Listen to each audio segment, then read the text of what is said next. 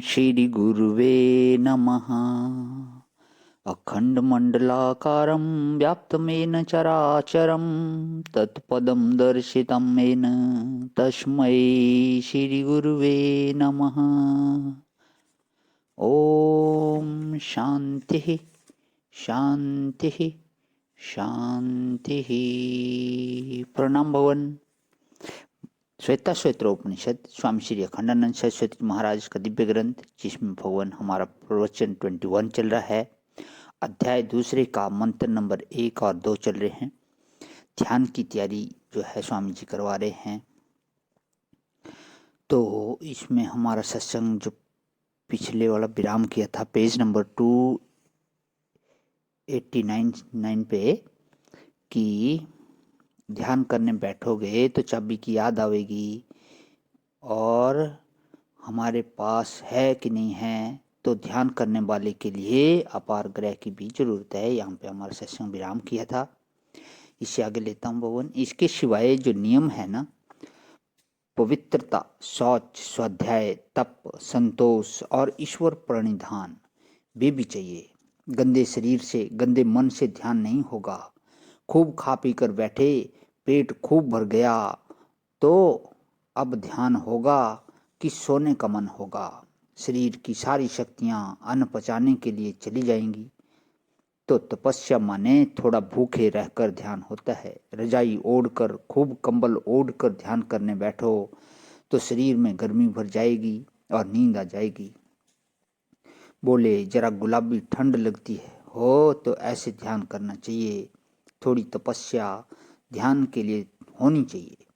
और स्वाध्याय, जिस विषय का ध्यान करना है उसके विषय में जानकारी होनी चाहिए। और बोले यह वह चाहिए, यह चाहिए, यह चाहिए, संतोष नहीं होगा। और ध्यान करने बैठोगे तो इच्छाएं परेशान करेंगी। और ईश्वर थोड़ा सहारा चाहिए, ईश्वर का थोड़ा सहारा चाहिए। 5 यम और 5 नियम यह हुआ। और आसन बांध कर बैठे तो आसन हो गया।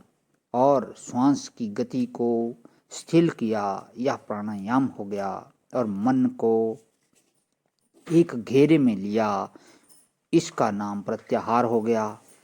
एक जगह मन को लगाया, इसका नाम धारणा हुआ। अब इसमें जो एक तानता हुई, एक रास्ता हुई मन की लक्ष्य में, उसका नाम हुआ ध्यान।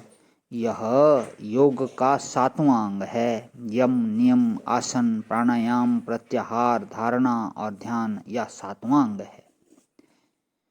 तो इसके लिए कैसे बैठना चाहिए, अब दूसरी बात लो। दृढ़ निश्चय चाहिए। दृढ़ निश्चय के सामने पहाड़ को झुक जाना पड़ता है और समुद्र को रास्ता देना पड़ता है। दृढ़ निश्चय जीवन में होना चाहिए।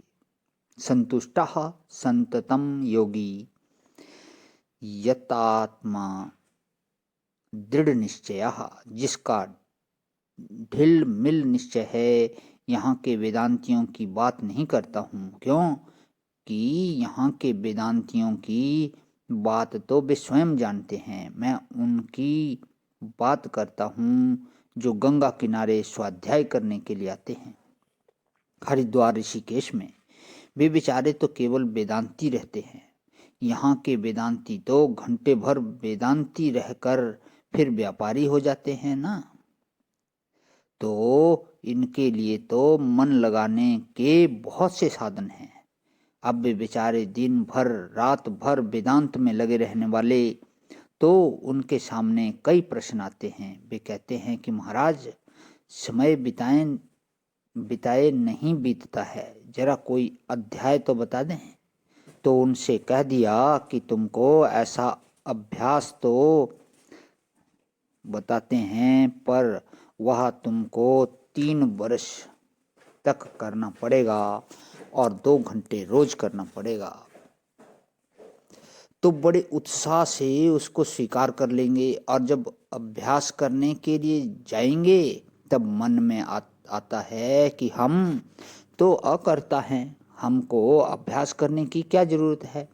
हम तो अभोक्ता हैं, हम तो आनंद के लिए अभ्यास करना चाहते हैं।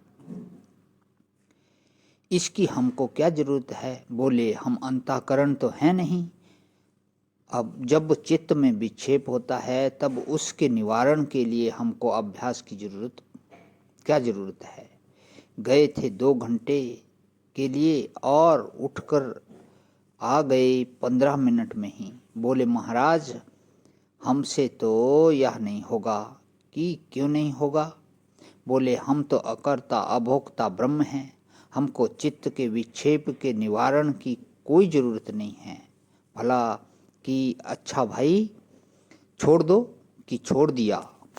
फिर दूसरा दिन भारी पड़ा तो बोले कि आखिर कुछ न कुछ खटपट तो करते ही रहते हैं, अभ्यास नहीं करते हैं तो क्या? उनके पास जाकर बैठते हैं, उनसे बात करते हैं, उनकी ओर देखते हैं, उनके बारे में सोचते हैं। इसलिए महाराज अभ्यास करना तो बढ़िया है, आज जरूर करूँगा। बोले भाई थोड़ी निश्चय में दृढ़ता होनी चाहिए ना। एक मनोराज्य उठा और छोड़ दिया, यह कैसा निश्चय? प्रणाम भगवान। आज विराम। ओम शांति शांति शांति।